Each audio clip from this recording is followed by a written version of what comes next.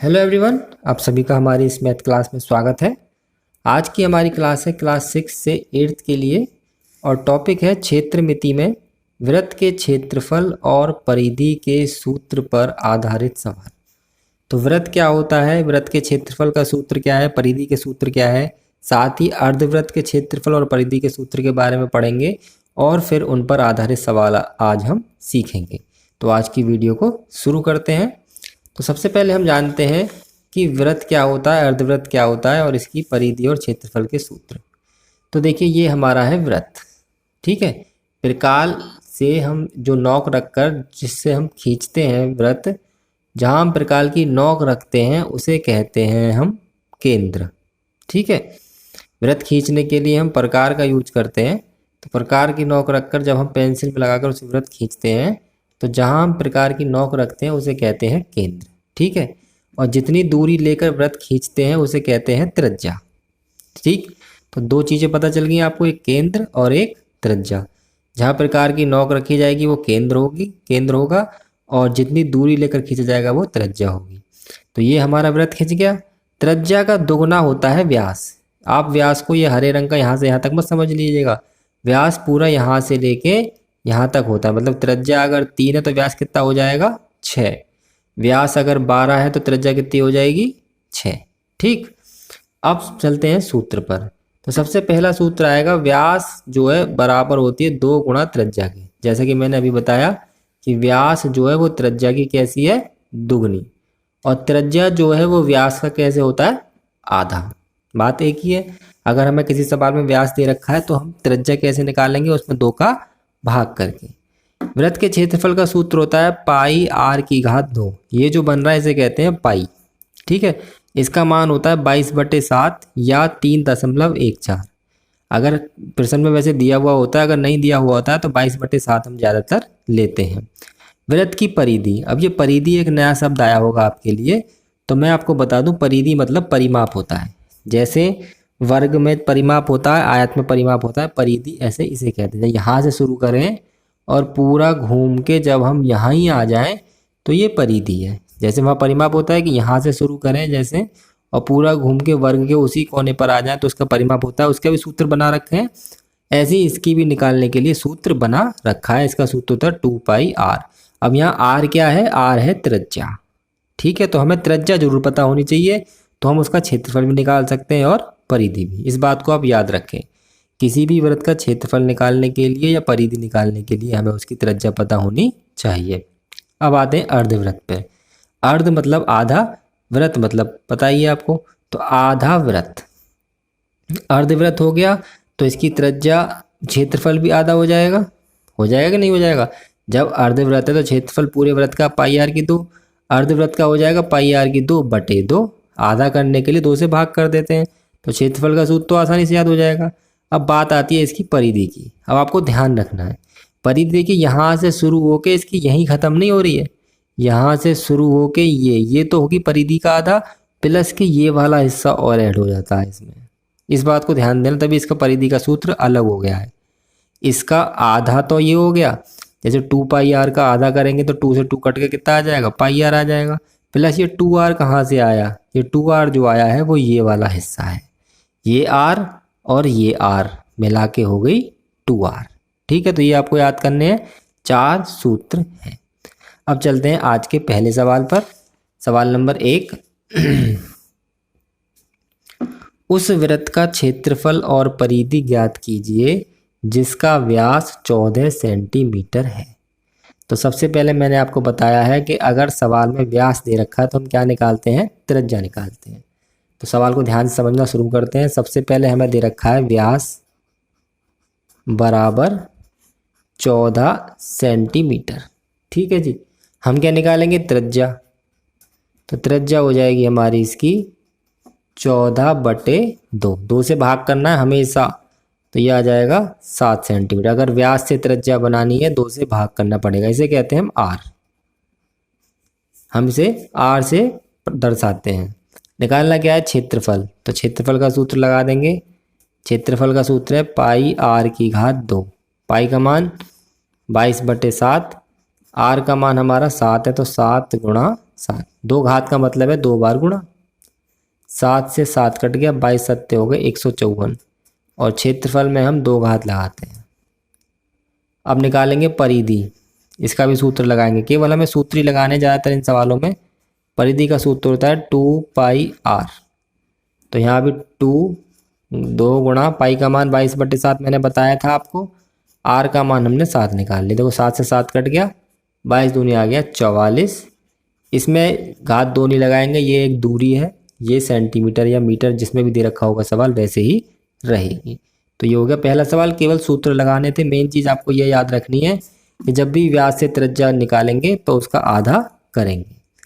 अब अगला सवाल इसका उल्टा है, उसमें क्षेत्रफल दे रखा है, परिधि निकालनी है। एक वृत्ताकार दफ्ती का क्षेत्रफल 154 सेंटीमीटर की घात 2 है, इसकी परिधि निकालो। तो परिधि जब निकलेगी जब हमें त्रिज्या पता होगी। त्रिज्या किससे पता करेंगे? क्षेत्रफल से। बिना त्रिज्या पता किए हम ना तो परिधि निकाल सकते हैं ना क्षेत्रफल निकाल सकते। क्षेत्रफल तो हमें पहले से निकला हुआ दे रखा है इसमें, तो उससे त्रिज्या निकाल लो और फिर परिधि निकाल लो।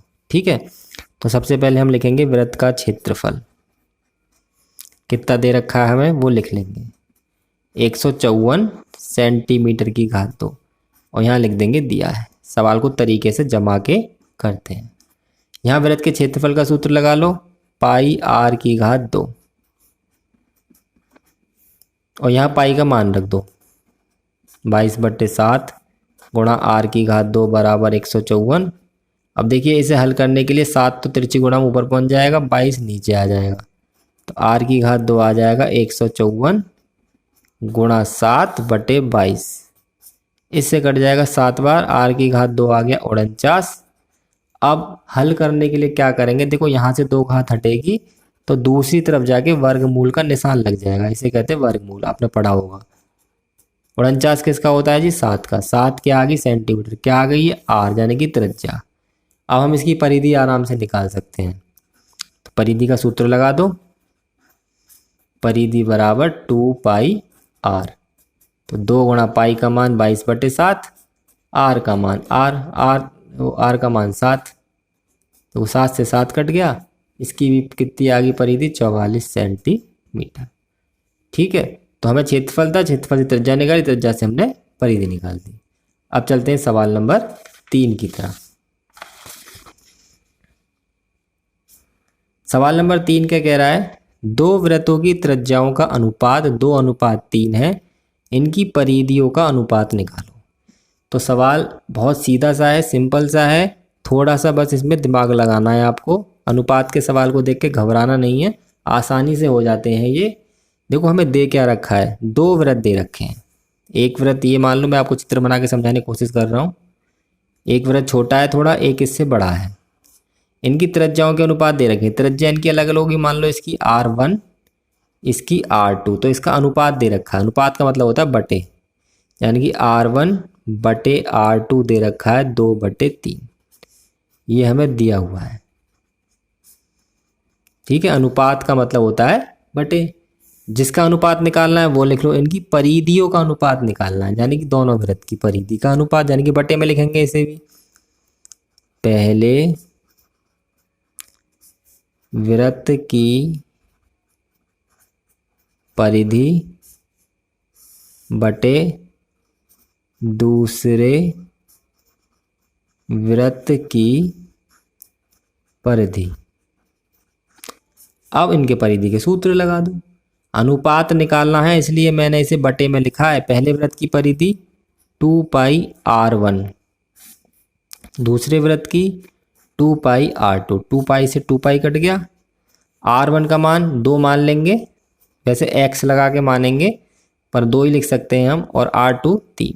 सीधे सीधे लिख दो R1/R2 का मान 2/3, जहाँ मतलब कि उनकी परिधियों का अनुपात भी कितना आ गया?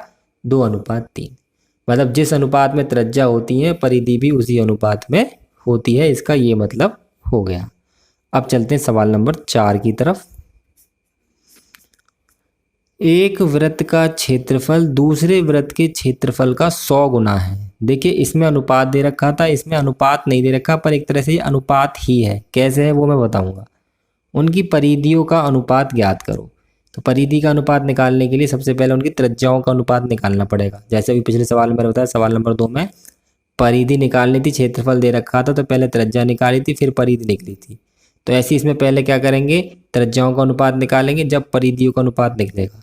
सबसे पहले हमें दे क्या रखा है, एक वृत्त का क्षेत्रफल दूसरे के क्षेत्रफल का 100 गुना है। तो हम लिख सकते हैं एक वृत्त मतलब पहले वृत्त का क्षेत्रफल 100 गुना मतलब 100 की गुणा करने पे आएगा दूसरे वृत्त के क्षेत्रफल में। ये कह रहा है पहली लाइन में सवाल कि पहले वृत्त का क्षेत्रफल 100 गुना है दूसरे वृत्त के क्षेत्रफल के। यही तो कह रहा है कि एक वृत्त का क्षेत्रफल दूसरे वृत्त के क्षेत्रफल का 100 गुना है।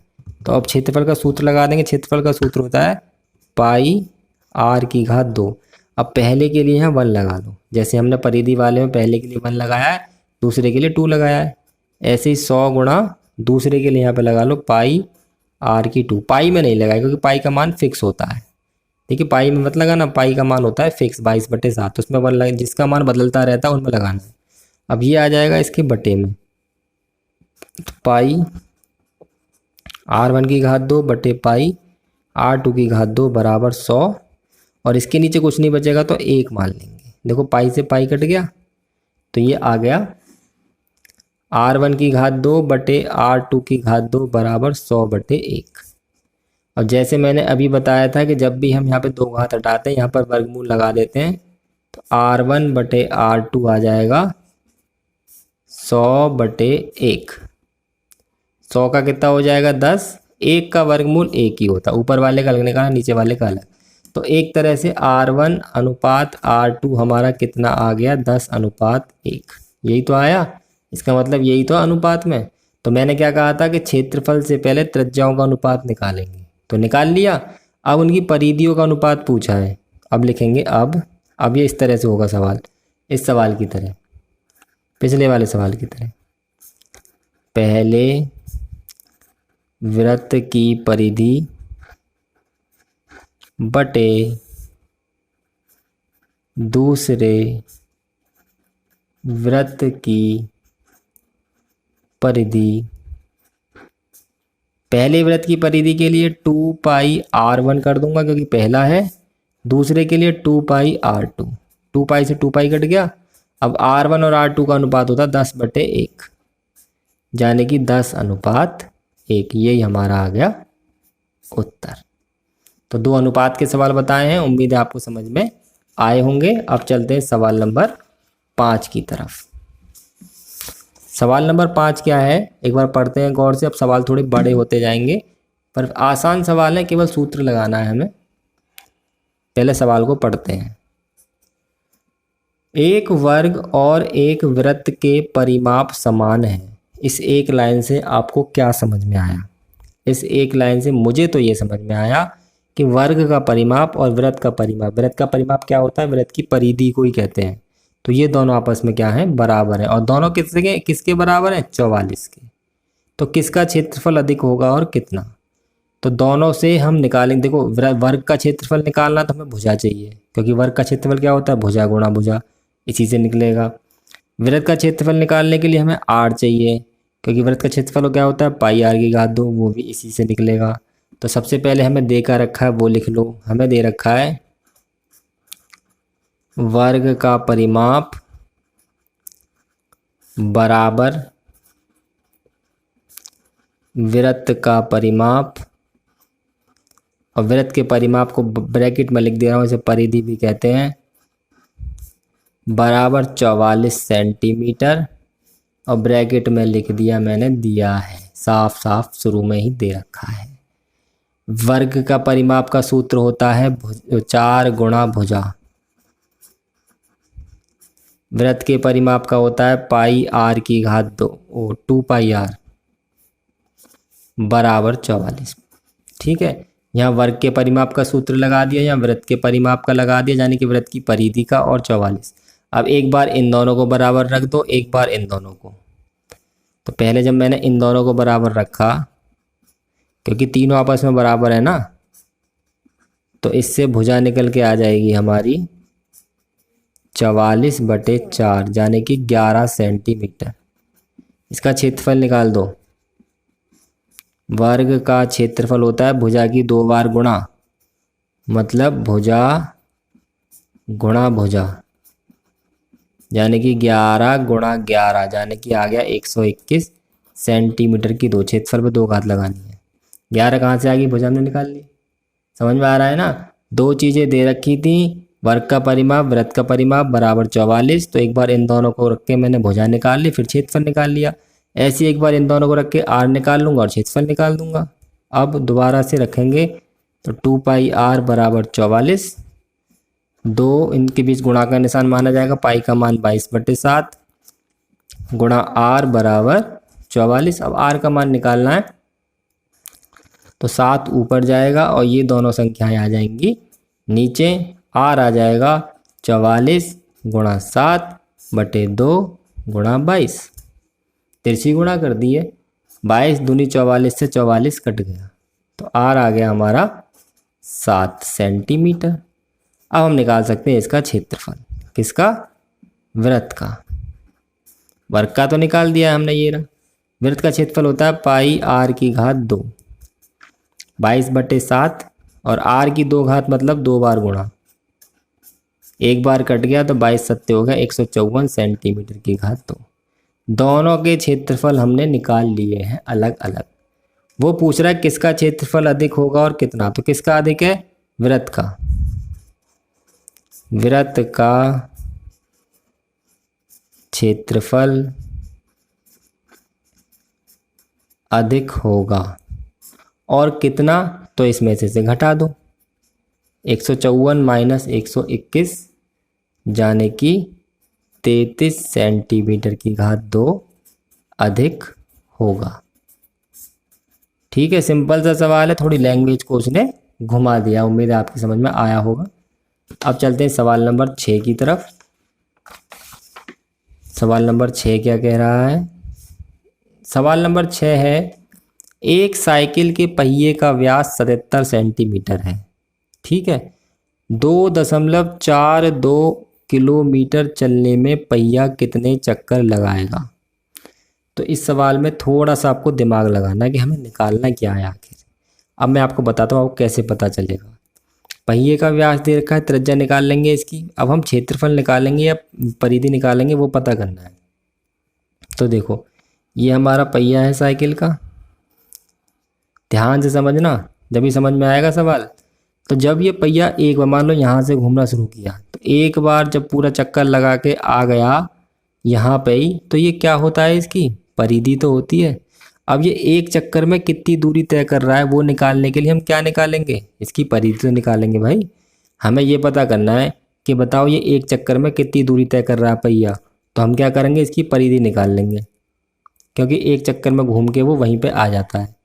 तो ऐसी एक चक्कर में जितनी दूरी निकालेगा वो निकल के आ जाएगी। उस दूरी से इस दूरी में भाग कर देंगे तो कुल चक्करों की संख्या आ जाएगी। तो हमें एक तरह से इसकी क्या निकालनी है, परिधि, और फिर इसमें करना है भाग। ठीक है, तो सबसे पहले परिधि निकालेंगे। तो हमें क्या दे रखा है, पहले व्यास बराबर दे रखा है 77 सेंटीमीटर। और मैंने आपको शुरू में बताया था व्यास से अगर आधा कर देंगे तो क्या हो जाती है हमारी त्रिज्या। 2 से कट नहीं रही है पर ऐसी ही रहने दो। अब हम क्या निकाल लेंगे, पहिए की परिधि। और ब्रैकेट में मैं क्या लिखूंगा वो जरा ध्यान से देख लेना। पहिए की परिधि और ब्रैकेट में लिखा मैंने एक चक्कर में तय दूरी। एक ही तो बात होगी, जितना पहिया घूमेगा एक चक्कर में उतनी ही वो दूरी तय करेगा। परिधि का सूत्र होता है 2 पाई आर, यानी कि 2 गुणा पाई का मान 22/7 और आर कहाँ है, ये रही। 2 से 2 कट गया, 7 से कट गया 11 बार, 11 दूनी 22, 11 दूनी 22, 23 24, 242 क्या सेंटीमीटर। एक चक्कर में इतनी दूरी तय कर रहा है। और कुल दूरी हमें दे रखी है किसमें, 1 किलोमीटर में। इस पर भी ध्यान देना है, कहीं ये किलोमीटर को देखो ही ना, किलोमीटर में, ये सेंटीमीटर में, तो इसके किलोमीटर सेंटीमीटर बना लो। कुल तय दूरी यानी कि चक्कर लगाते लगाते लगाते लगाते लगाते लगाते इतने किलोमीटर चला गया वो, जबकि एक चक्कर में केवल 242 सेंटीमीटर, बहुत कम होते हैं। और ये किलोमीटर में पहुंच गया। बहुत सारे चक्कर लगा लिए। कितने चक्कर लगाएं? ज़्यादा वाले में कम वाले से भाग कर दो। कुल तय दूरी कितनी है पहले हम लिखेंगे 2.42 किलोमीटर को km लिख देते हैं। इसमें गुणा कर देंगे कितने से? 1 किलोमीटर में होते हैं, 1 के आगे 5 जीरो लगा दो, इतने सेंटीमीटर बन गए इसके। वो हमने आपको सिखा रखे हैं किलोमीटर से मीटर कैसे बनाते हैं, सेंटीमीटर कैसे बनाते हैं। ऊपर से 2 के बाद लग रहा है 2 जीरो बढ़ा लो, 2 जीरो काट दो, ये आ गया 242 1 2 3 सेंटीमीटर। अब इसका कर दो इसमें भाग, क्योंकि हमने इसको ही तो बनाया है ये।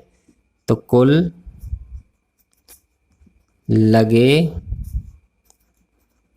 चक्कर बराबर 242 के आगे 1 2 3 जीरो बटे 242, इससे कट जाएगा 1 बार और 3 आ जाएंगी जीरो, यानी कि 1000 चक्कर। तो इस सवाल में आपको दिमाग लगाना है कि आपको परिधि निकालनी है, क्योंकि चक्कर जब चलेगा पहिया तो परिधि ही हमें निकालनी है। ऐसी 7वां सवाल है, इसमें अब देखते हैं क्या निकालना है दिमाग लगा के। 66 सेंटीमीटर चांदी के तार से, यानी कि एक तार 66 सेंटीमीटर लंबा है, ये मान लो चांदी का तार है। कितना लंबा है ये? 66 सेंटीमीटर का। इससे 10 छल्ले बनाता है। प्रत्येक छल्ले का व्यास क्या होगा? यानी कि यहाँ से यहाँ तक का एक छल्ला बन गया, फिर दूसरा बन गया, छल्ला मतलब अंगूठी, तीसरा बन गया, चौथा बन गया, 5वां बन गया, छठा बन गया। कुल मिला के इन 10 छल्लों की जो परिधि है वो इससे ज़्यादा नहीं हो सकती, क्योंकि परिधि क्या होता है, ये होता है ना। तो इनसे 10 ही तो बने हैं, तो एक छल्ले की परिधि निकालेंगे तो इसमें इसका भाग कर दो और फिर परिधि का सूत्र लगा के r निकाल लो और उसका दोगुना करके व्यास आ जाएगा। समझ में आया? कुछ नहीं आया? दोबारा बताता हूँ। 66 सेंटीमीटर का सीधा सीधा तार है, इससे इन्होंने छल्ले बना दिए मोड़ मोड़ के। तो वो छल्लों की जो परिधि है वो बना तो 66 मीटर के सेंटीमीटर के तार से ही है ना। तो अगर उन परिधियों को जोड़ेंगे तो 66 ही तो आना चाहिए। तो हम इस तरह से लिख सकते हैं इसे 10 गुणा 1 छल्ले की परिधि, क्योंकि बराबर बराबर नाप के छल्ले बनाए हैं। तो 10 छल्लों की जो परिधि है, 10 गुणा छल्ले की परिधि मतलब 10 छल्लों की जो परिधि है वो बराबर है 66 सेंटीमीटर। इस लाइन पे आपको दिमाग लगाना है कि 10 छल्ले हैं, अगर उन्हें खोल देंगे तो वापस 66 ही बन जाएगा वो, क्योंकि वो 66 में से ही बनी है। तो 10 गुणा एक छल्ले की परिधि कितनी होगी? 2πr। अब आगे का यहाँ कर रहा हूँ। देखिए पाई का मान रख लो यहाँ पे, 10 गुणा 2 गुणा 22/7 गुणा r बराबर 66। 7 तो चला जाएगा ऊपर और ये तीनों ही नीचे आ जाएंगे। तो r बराबर आ जाएगा 66 गुणा 7 बटे 10 गुणा 2 गुणा 22। 22 से कट जाएगा 3 बार और कुछ कट नहीं रहा, ये आ जाएगा 21/20। क्या आया ये? त्रिज्या। निकालना क्या है? व्यास। व्यास होता है त्रिज्या का दोगुना, 2 से गुणा कर देंगे तो व्यास हो जाएगा 2 गुणा त्रिज्या 21/20। 2 से कट जाएगा 10 बार और 10 से भाग करेंगे तो आ जाएगा 2.1 सेंटीमीटर। ये आगे तो केवल हल करना है, आप जैसे भी कर सकते हैं। मेन चीज़ यहाँ पर दिमाग लगाना है कि 66 सेंटीमीटर के तार से ही छल्ले बने हैं। तो ये जो हो गया हमारा 10 गुणा 1 छल्ले की परिधि 66 की, यानी कि 10 छल्लों की परिधि एक तरह से 66 सेंटीमीटर के बराबर होगी। अब चलते हैं सवाल नंबर 8 की तरफ।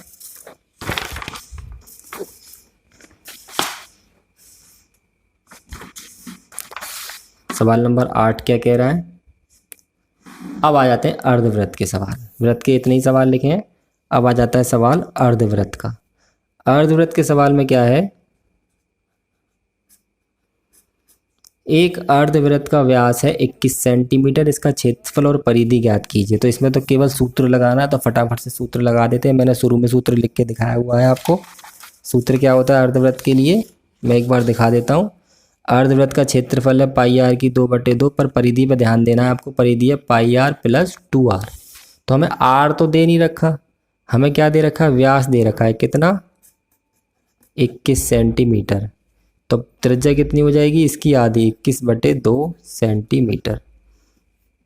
अब लगा देंगे क्षेत्रफल का सूत्र। अर्धवृत्त का क्षेत्रफल बराबर पाई आर की घात 2 बटे 2।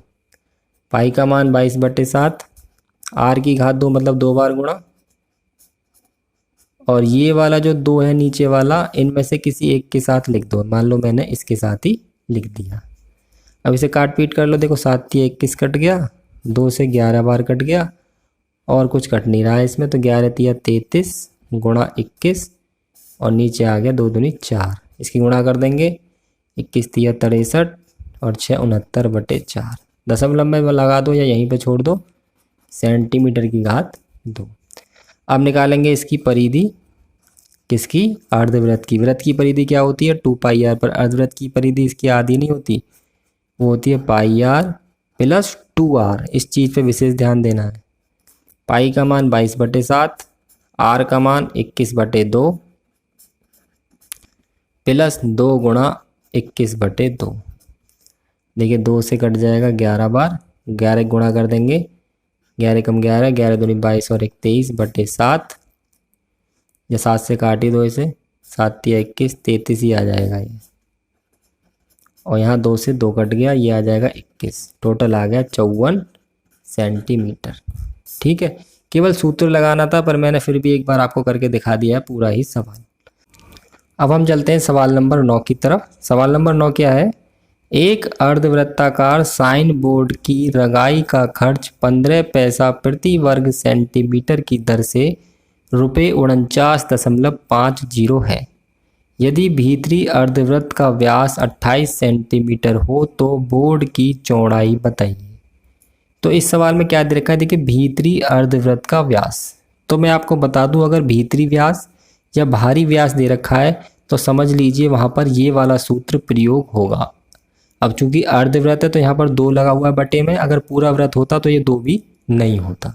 अब सवाल क्या है वो मैं आपको समझाता हूँ कि ये एक इस तरह का साइन बोर्ड है। अब ये मैंने इस तरह का क्यों बनाया? क्योंकि इसमें एक तो भीतरी व्यास दे रखा है 28 सेंटीमीटर, तो त्रिज्या हो जाएगी 14, तो एक बाहरी त्रिज्या हो जाएगी, वो नहीं दे रखी, वो मान ली हमने r। तो भीतरी त्रिज्या हो जाएगी r बराबर 28/2 यानी कि 14, और माना बाहरी त्रिज्या बराबर r। पूछी चौड़ाई है, तो जब इस वाले r में से 14 घटा देंगे तो ये चौड़ाई निकालनी है हमें। ये निकल जाएगी कि नहीं निकल जाएगी?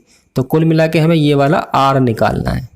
अब कैसे निकालेंगे? यहाँ ये हमें दे रखा है कुल रंगाई का खर्च 49.50 और रंगाई की दर दे रखी है 15 पैसे। ये रुपए में है, ये पैसे में है, तो इसके हमने रुपए बनाने के लिए 100 से किया भाग, और 2 के बाद लगा दी 0.15 रुपये। और जब 2 हमें रुपए दे रखे हों तो इसमें इसका भाग करने के बाद हमारा अगर रंगाई है तो मतलब क्षेत्रफल निकल के आएगा, क्योंकि रंगाई हमेशा क्षेत्रफल पर ही की जाती है। तो क्षेत्रफल कितना आ जाएगा? 49.50 में 0.15 से कर देंगे भाग, 2 के बाद पीछे से लग रहा है, 2 के बाद ऊपर, 2 के बाद नीचे, तो ये कट जाएगा, ये आ जाएगा 330 सेंटीमीटर की घात 2। क्या आया है? साइन बोर्ड का क्षेत्रफल। साइन बोर्ड कैसा है? इस तरह का है, इस आकार का है साइन बोर्ड। अर्धवृत्त तो है ही है, साथ में वो भीतरी और बाहरी त्रिज्या वाला है, तो उसमें सूत्र लगेगा π/2 r की घात 2 माइनस r की घात 2। ये बटे 2 इसलिए किया गया क्योंकि ये अर्धवृत्त है, बराबर 330। पाई का मान रखा 22/7, 2 इसी के साथ रहेगा नीचे, r की घात 2 पता नहीं है, और स्मॉल r हमें पता है कितना है? 14। ये दोनों चीज़ें ऊपर पहुंच जाएंगी गुणा में, ये आ जाएगा नीचे, और r की घात 2 ऐसी हो, 14 की घात 2 196 होता है। इसे काट पीट करने के बाद और इसे पक्षांतर करने के बाद ये आ गया 210, तो ये आया, और प्लस 196 ये आ गया, जोड़ के हो गए 406। मैंने अभी बताया आपको जब 2 घात हटाते हैं तो दूसरी तरफ वर्गमूल का निशान लगा देते हैं। 406 का वर्गमूल जब आप निकालेंगे दशमलव में तो आएगा 20.15। तो एक तरह से कैपिटल R हमारी निकल कर आ गई 20.15। अब इस कैपिटल R में से अगर 14 घटा देंगे तो क्या आ जाएगी? चौड़ाई आ जाएगी।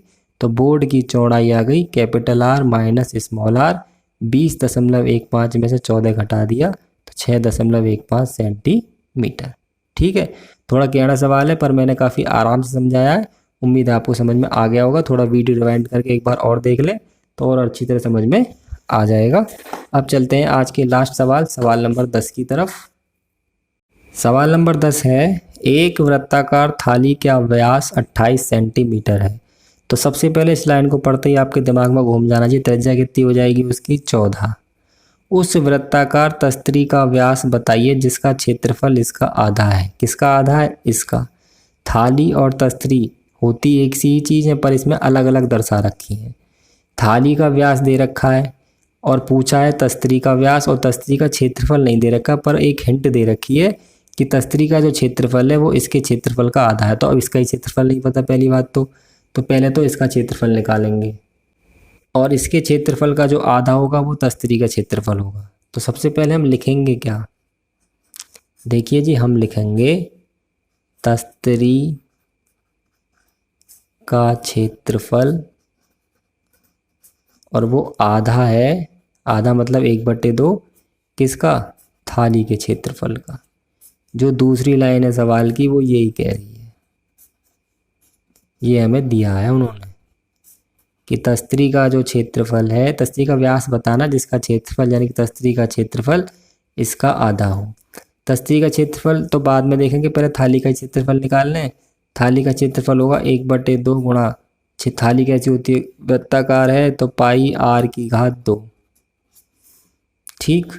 1/2 गुणा पाई का मान 22/7, और r कितनी होगी जी इसमें? 14 गुणा 14।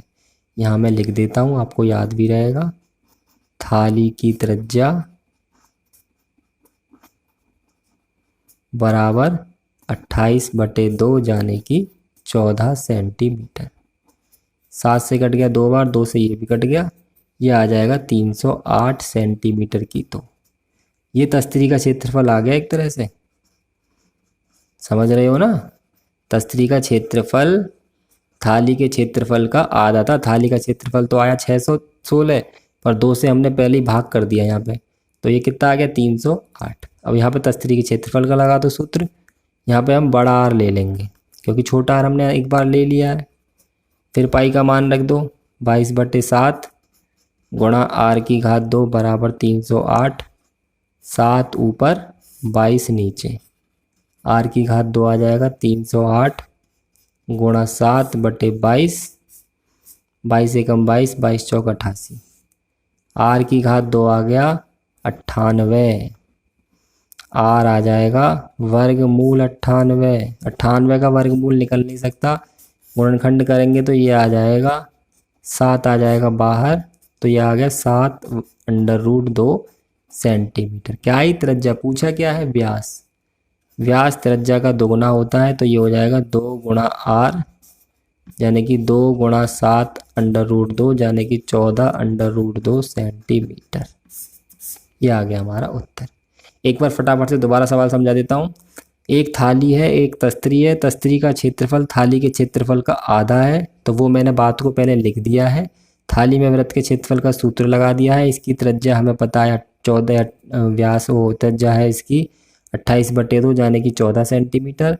यहाँ रख दी है, काट पीट करके आ गया 308। ये क्या है? हमारा तस्तरी का क्षेत्रफल, क्योंकि ये तो चलता ही रहेगा। तस्तरी भी हमारी वृत्त है, तो यहाँ भी पाई r⁴ तो यहाँ पे बड़ा आर ले लिया है मैंने, क्योंकि छोटा आर एक बार ले चुका हूँ। और वैल्यू पुट करके सारी r बराबर 7/√2 आ गया, और व्यास होता है इसका दोगुना यानी कि 14/√2 सेंटीमीटर। तो आज की वीडियो में हमने आपको वृत्त के 10 सवाल बताए। काफ़ी बड़ी वीडियो बन गई है क्योंकि हमने 10 बहुत ही इंपॉर्टेंट सवाल आपके लिए चुने हैं। उम्मीद करते हैं आपको सवाल समझ में आए होंगे, आपको वीडियो अच्छी लगी होगी। वीडियो अच्छी लगी है तो वीडियो को लाइक कर दीजिए, शेयर कर दीजिए, और किसी भी सवाल में कोई भी दिक्कत हो तो कमेंट करके हमें बताइए। और अगर आपने अभी तक हमारा चैनल सब्सक्राइब नहीं किया है तो हमारे चैनल को सब्सक्राइब कर लें, क्योंकि हमारे चैनल पर रेगुलरली रोजाना मैथ की वीडियो अपलोड होती रहती हैं। आज की वीडियो यहीं ख़त्म होती है। वीडियो देखने के लिए बहुत बहुत धन्यवाद।